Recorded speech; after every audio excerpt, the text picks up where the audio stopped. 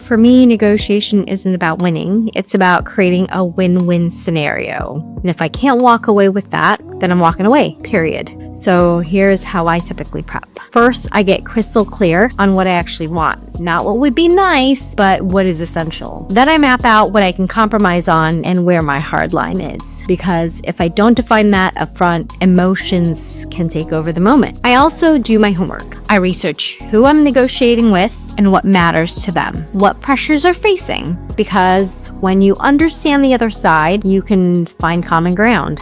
And during that conversation, I listen. Sometimes the most powerful move is just letting silence do the work. People will tell you what they need if you give them the space. And at the end of the day, if we can't find or create a situation where both sides feel like they're gaining something valuable, I'm out. Because the right deal isn't just about getting to yes. It's about making sure both sides actually win.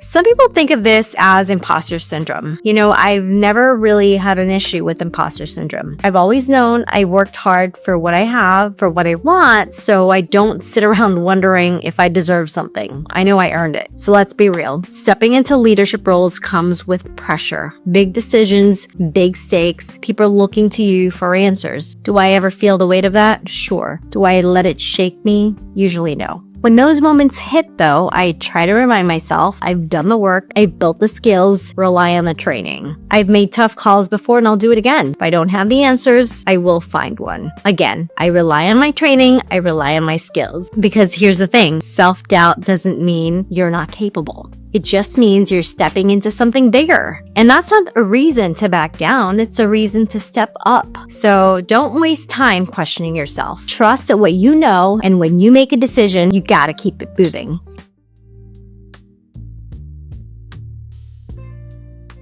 So you can't make every decision for your kids, but you can give them a framework to make smart choices on their own. For me, it's about teaching them how to think, not what to think. I don't want my kids just following rules. I want them to understand why a decision is good or bad. You've heard it before. Make good decisions. So I ask questions. What's the possible outcome? Who does it affect? Are you proud of this choice? That way they start thinking critically instead of just reacting. I also make sure they see the bigger picture. Short-term wins come at a long-term cost. So we talk about playing the long game, whether that's friendships, schools, or just life in general. Then finally, I remind them, mistakes don't define you, but how you choose to handle them does. Bad choices happen. What matters is owning them, learning, and moving forward. And at the end of the day, my goal isn't to raise kids who never mess up. It's to raise kids who know how to handle it when they do.